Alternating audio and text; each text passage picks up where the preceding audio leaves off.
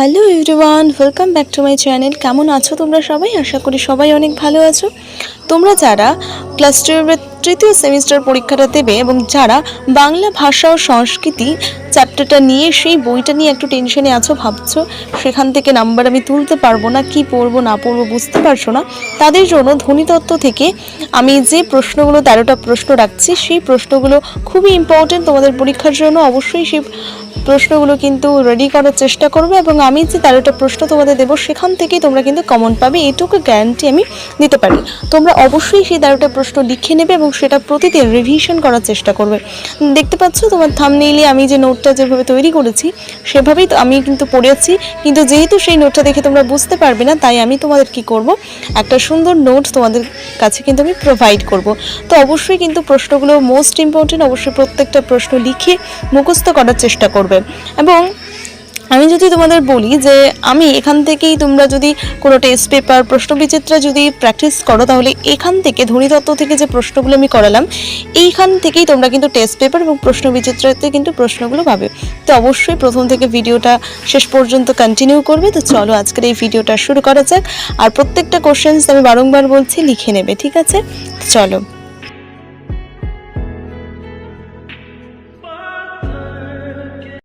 আমরা ধ্বনিতত্ত্ব থেকে most important question MCQ তৃতীয় সেমিস্টারের জন্য দেখব এবং এখান থেকে যে মোস্ট ইম্পর্টেন্ট কোশ্চেনগুলো আছে তার মধ্যে প্রথম কোশ্চেন হচ্ছে খণ্ডধ্বনির অপর নাম কি? Very very important question. খণ্ডধ্বনির অপর নাম হচ্ছে বিভাজ্য ধ্বনি। তার পরের কোশ্চেন, বিভাজ্য ধ্বনিকে কয় ভাগে ভাগ করা হয়? যে খণ্ডধ্বনিকে বিভাজ্য ধ্বনি বলা হয়, আবার এই বিভাজ্য ধ্বনিকে কয় ভাগে ভাগ করা হয়? দুই ভাগে। কি কি? একটা হচ্ছে স্বরধ্বনি আর একটা হচ্ছে ব্যঞ্জন ধ্বনি। তারপরে যেটা রয়েছে যে 3 নম্বর কোশ্চেন, মান্য স্বরধ্বনির সংখ্যা কয়টি? সেটা রয়েছে 30টি। মান্য স্বরধ্বনির সংখ্যা 30টি। তারপরে কোশ্চেন রয়েছে 4 নম্বর কোশ্চেন, অর্ধ স্বরধ্বনির সংখ্যা কয়টি? সেটা হচ্ছে 4টি। 5 নম্বর কোশ্চেন, ব্যঞ্জনা বর্ণ কয়টি? সেটা হচ্ছে 40টি। পাশাপাশি 6 নম্বর কোশ্চেনটা ভীষণ গুরুত্বপূর্ণ, ঠিক আছে? অবশ্যই কিন্তু এই কোশ্চেনটা লিখেই প্র্যাকটিস করার চেষ্টা করবে। পাশাপাশি উচ্চারিত দুটি ব্যঞ্জন ধ্বনির সমাবেশকে কি বলে? গুচ্ছধ্বনি বলে। প্রশ্নটা এইভাবে আসবে, পাশাপাশি উচ্চারিত দুটি ব্যঞ্জন ধ্বনির সমাবেশকে কি বলে? অনেকগুলো বিভাজ্য ধ্বনি, খণ্ডধ্বনি, গুচ্ছধ্বনি, তাহলে উত্তরটা কি হবে? গুচ্ছধ্বনি। বাক্য 7 নম্বর প্রশ্ন, বাক্যে সুরের ওঠা পড়াকে কি বলে? সেটা হচ্ছে সুর তরঙ্গ। এই প্রশ্নটা বিভিন্ন টেস্ট পেপারে তোমরা কিন্তু বারংবার পাবে। তো বাক্যে সুরের ওঠা পড়াকে কি বলে?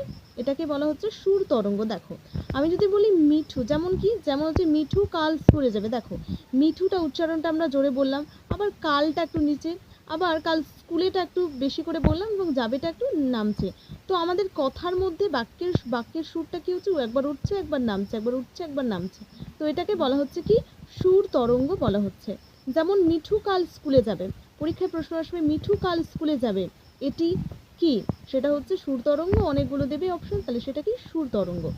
তারপরে 8 নম্বর যে প্রশ্নটা রয়েছে যে স্পর্শধ্বনি। স্পর্শধ্বনি মানে তুমি যদি এগুলোকে বলতে চাও তাহলে বিভিন্ন অঙ্গে, মুখের বিভিন্ন অঙ্গে তোমাদের হচ্ছে স্পর্শ করবে। যেমন ক, সেটা হচ্ছে, তারপরে ক থেকে ম পর্যন্ত যে আমরা উচ্চারণগুলো যে করব, ক থেকে ম পর্যন্ত আমরা যদি পড়ি, প্রত্যেকটা ওয়ার্ড যখন আমরা উচ্চারণ করব সেগুলো কি করবে?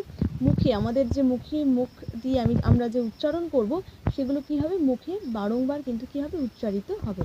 আরেকটা আছে যেটা হচ্ছে কি? উষ্ণধ্বনি। উষ্ণধ্বনি কি? স, প্যাটকাটা মুদনাস্য, দন্তাস্য হ, এগুলো কি? উষ্ণধ্বনি। প্রত্যেকটা ভীষণ ইম্পর্টেন্ট, প্রত্যেকটা কোশ্চেন এইভাবে আসবে যে স একটি কি ধ্বনির উদাহরণ? তাহলে এটা কি? এটা একটা উষ্ণ ধ্বনির উদাহরণ। তো স, পেটকাটা মধ্যাস্য, দন্তাস্য হ, এগুলো হচ্ছে উষ্ণ ধ্বনির উদাহরণ।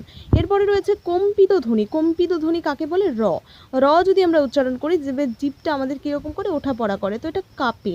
তো এটা হচ্ছে কম্পিত ধ্বনি। তাহলে কম্পিত ধ্বনি কি? র। ভীষণ গুরুত্বপূর্ণ প্রত্যেকটা অ্যান্সার, অবশ্যই কিন্তু মুখস্থ করার চেষ্টা করবে। এর মধ্য থেকেই তোমরা কমেন্ট পাবে, এটুকু আমি বলতে পারি, ঠিক আছে? তারপরে রয়েছে তাড়িত ধ্বনি, মানে যেই ওয়ার্ডগুলো তুমি যদি উচ্চারণ করো সেগুলো কি হবে? ভেতর থেকে একটা তাড়নার মতো বার হবে। যেমন তাড়িত ধ্বনি র, মানে ভেতর থেকে একটা শব্দ তোমার বের হচ্ছে। তাড়িত মানে তোমাকে তাড়াতাড়ি তোমাকে তাড়াচ্ছে, সেরকম একটা ব্যাপার। তো তাড়িত ধ্বনি হচ্ছে নাবীন্দ্র আর ঢাসীন্দ্র। তারপরে রয়েছে পার্শ্বিক ধ্বনি। পার্শ্বিক ধ্বনি কি? ল। তুমি যদি এই লটা বলতে যাও তাহলে দেখবে দুপাশ থেকে তোমার একটা শব্দ কিন্তু বেরোচ্ছে, যেমন ল দুপাশ থেকে বেরোচ্ছে, তো এটা হচ্ছে পার্শ্বিক ধ্বনি। তাহলে পার্শ্বিক ধ্বনির উদাহরণ কি? সেটা হচ্ছে ল। আসতে পারে প্রশ্ন যে ল একটি কি? ল একটি পার্শ্বিক ধ্বনি, ঠিক আছে, চাইলাম তো। তো এতটুকু পর্যন্ত আমরা 12টা কোশ্চেন কিন্তু কমপ্লিট করলাম। এবার আসছে তোমাদের 13 নম্বর প্রশ্ন। তো চলো 13 নম্বর প্রশ্নটা দেখে নেওয়ার আগে আমরা টোটাল নোটটা একটু তোমাদের সামনে দেখানোর চেষ্টা করি। কোশ্চেনটা রয়েছে এই জিনিসটা খুবই ভালোভাবে আমি সাজিয়েছি, কেউ তোমাদের এইভাবে কিন্তু নোটটা কেউ বোঝাবে না। এইভাবে যদি আমরা নোটটা করি তাহলে কিন্তু খুব সহজেই আমরা উত্তরটা লিখতে পারবো। তো প্রথম হচ্ছে কি, প্রথমে যে ক থেকে উম পর্যন্ত 5টা ওয়ার্ড আমি লিখেছি, তারপরে 5টা ওয়ার্ড লিখেছি, তারপরে 5টা ওয়ার্ড, তারপরে 5টা ওয়ার্ড। এই ক থেকে প্রথম যে স্তরের যে সারিটা রয়েছে সেটা হচ্ছে কণ্ঠ ব্যঞ্জন, মানে আমরা গলা দিয়ে এগুলো উচ্চারণ করব। যেমন ক, খ, গ, ঘ, উম, এগুলো কণ্ঠ ব্যঞ্জন, মানে আমরা কণ্ঠ দিয়ে উচ্চারণ করব। তারপরেটা রয়েছে তালব্য ব্যঞ্জন, মানে যেগুলো আমরা তালুর সাহায্যে উচ্চারণ করব।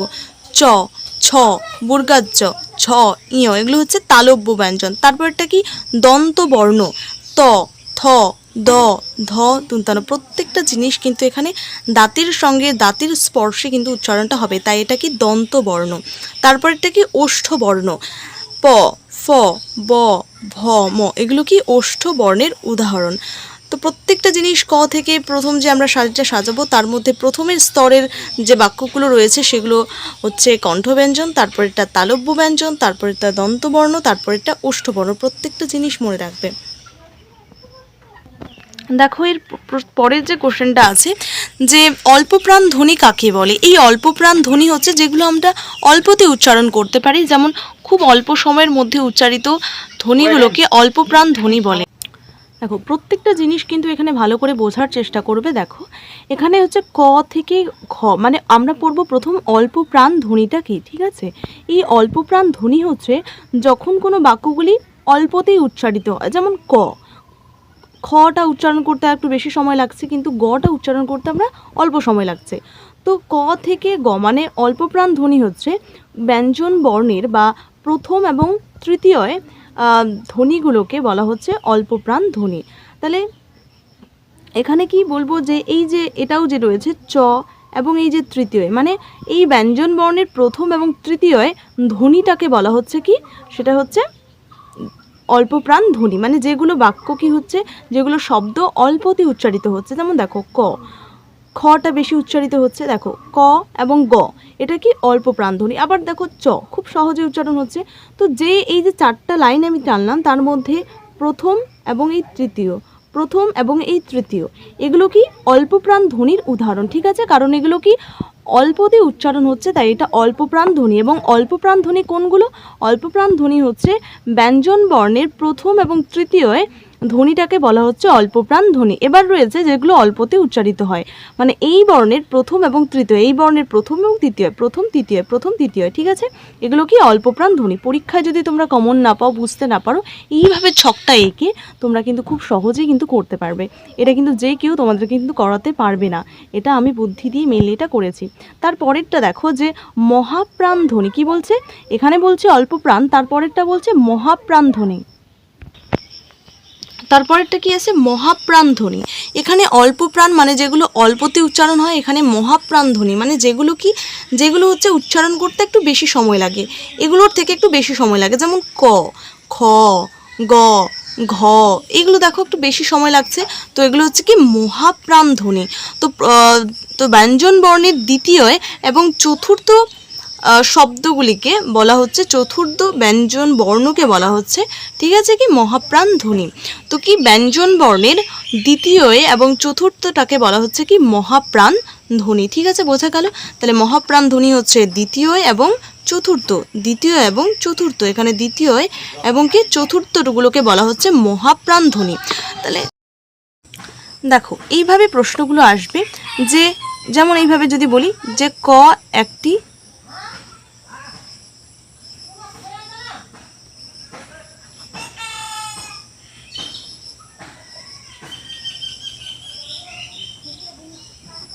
এইভাবে আসতে পারে যে ক একটি কি ধ্বনির উদাহরণ, অল্পপ্রাণ, মহাপ্রাণ, অনেকগুলো অপশন আসলো, তো এখানে কি হবে? ক একটি অল্প প্রাণ ধ্বনির উদাহরণ। বোঝা গেল? কারণ কি, এগুলো কণ্ঠ ব্যঞ্জনে আমরা কক্ষগুলো এইভাবে সাজাবো এবং দেখবো যে প্রথম এবং তৃতীয়টাকে যেহেতু অল্প প্রাণ ধ্বনি বলা হচ্ছে, তাই এখানে ক একটি কি ধ্বনির উদাহরণ? অল্প প্রাণ। ঠিক আছে, অল্প প্রাণ ধ্বনির উদাহরণ। বোঝা গেল?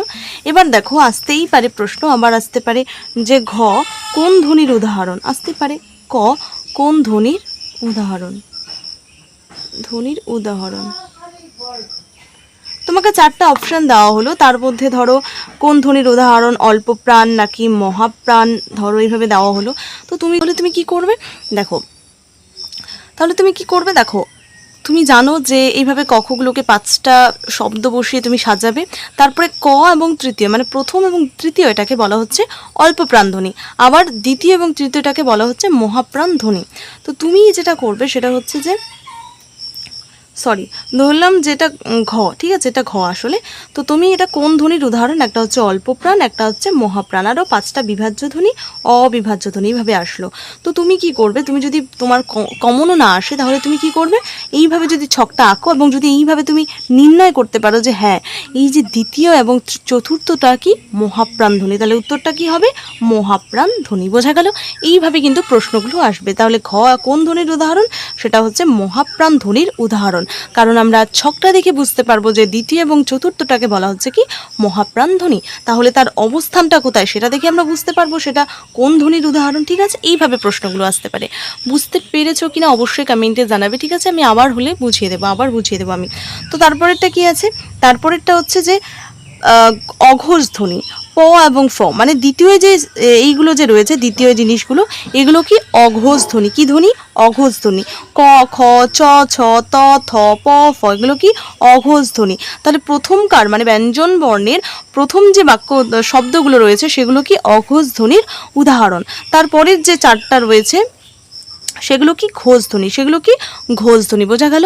তাহলে এগুলো হচ্ছে প্রথম দুটো হচ্ছে অঘোষ ধ্বনি আর তারপরের গুলো হচ্ছে ঘোষ ধ্বনি। ঠিক আছে, এবার অঘোষ এবং ঘোষ ধ্বনি কাকে বলে তোমাদের যদি সহজভাবে আমি বলি, তো অঘোষ ধ্বনি যেগুলো উচ্চারণ করতে কোনো রকম একটা গম্ভীর শব্দ হয় না, যেমন ক, খ, এটা একটা গম্ভীর শব্দ হচ্ছে না, কিন্তু আমরা যদি এই শব্দগুলো উচ্চারণ করতে, যেমন গ, ঘ, জ, ঝ, এগুলোতে একটা গম্ভীর্য তৈরি হচ্ছে, তো সেগুলোকে বলা হচ্ছে ঘোষ ধ্বনি। মানে গম্ভীর্য তৈরি হলে সেটা ঘোষ ধ্বনি, এবং যেগুলোতে গাম্ভীর্য তৈরি হয় না মানে গম্ভীরতা তৈরি হয় না সেগুলোকে বলা হচ্ছে অঘোষ ধ্বনি। তারপরে দেখো আমরা দেখলাম 1টা 2টা 3টা 4টা থেকে আমরা এগুলো পড়বো, অল্প প্রাণ পড়বো, মহাপ্রাণ পড়বো, অঘোষ ধ্বনি পড়বো, ঘোষ ধ্বনি পড়বো। এবার এই 5টা মানে শেষের যে ওয়ার্ডগুলো রয়েছে, শেষের যে বর্ণগুলো রয়েছে সেগুলো আমরা কি বলবো?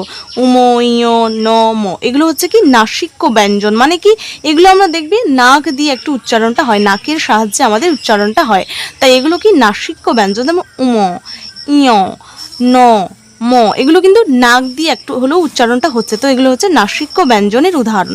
যদি আসি যে ধরো ইয় কি ব্যঞ্জন, অনেকগুলো অপশন দিল, অল্প প্রাণ দিল, মহাপ্রাণ দিল, ঘোষ ধ্বনি দিল, তারপরে ধর নাসিক্য দিল। তাহলে কি হবে, আমরা এইভাবে যদি ছকটা বানাই এবং আমরা বুঝতে পারবো, তারপরে আমরা জানি যে এই যে পিছনেরগুলো যে আছে এগুলোই কি নাসিক্য ব্যঞ্জনের উদাহরণ। তো তুমি যদি দেখতে পাও যে পিছনেরগুলোতে ইয় একটি কি, তাহলে বুঝতে পারবে যে ইয় কোথায় আসছে, ইয় পিছনে আসছে, তো পেছনে আসছে মানে কি এগুলো হচ্ছে নাসিক্য ব্যঞ্জন উদাহরণ। তাহলে এখানকার ইয় একটি কি ব্যঞ্জন, সেটা হচ্ছে নাসিক্য ব্যঞ্জনের উদাহরণ। ঠিক আছে, এইভাবে কিন্তু প্রশ্নগুলো ঘুরিয়ে আসতে পারে। তোমরা প্রত্যেকটা প্রশ্নের অ্যান্সার বুঝতে পেরেছো কিনা অবশ্যই জানাবে। তোমরা কি করবে, প্রত্যেকটা জিনিস এইভাবে লিখে এগুলো মুখস্থ করার চেষ্টা করবে। ঠিক আছে, এবং বুঝে বুঝে এই জিনিসটা পড়ার চেষ্টা করবে, কারণ এই জিনিসটা তোমাকে বুঝতে হবে। এই প্রথমগুলোকে বলা হচ্ছে কি অঘোষ ধ্বনি, দ্বিতীয়গুলোকে বলা হচ্ছে ঘোষ ধ্বনি, প্রথম এবং তৃতীয়টাকে বলা হচ্ছে অল্প প্রাণ ধ্বনি, দ্বিতীয় এবং চতুর্থটাকে বলা হচ্ছে মহাপ্রাণ ধ্বনি, এবং এই ব্যঞ্জন বর্ণের শেষেরগুলোকে বলা হচ্ছে কি নাসিক্য ব্যঞ্জন। ঠিক আছে, তো মেইনলি আজকের ভিডিওটা এই পর্যন্তই। কেমন লাগলো তোমাদের ভিডিওটা অবশ্যই জানাবে। এরপরে তোমরা কোন আমি কিন্তু বাংলা ভাষা এবং সংস্কৃতি থেকে প্রত্যেকটা অধ্যায়ের কিন্তু নোট তোমাদের কাছে প্রোভাইড করব। তোমরা অবশ্যই কমেন্টে জানাবে কেমন বুঝতে পারলে, এবং এই প্রশ্নগুলো লিখে যদি তোমরা পড়ো, আমি তোমাকে বারংবার বলছি তোমরা কিন্তু টেস্ট পেপার এবং পরীক্ষাও তোমরা কমন পাবে। তো আজকের মতো এটুকুই, ধন্যবাদ সবাইকে।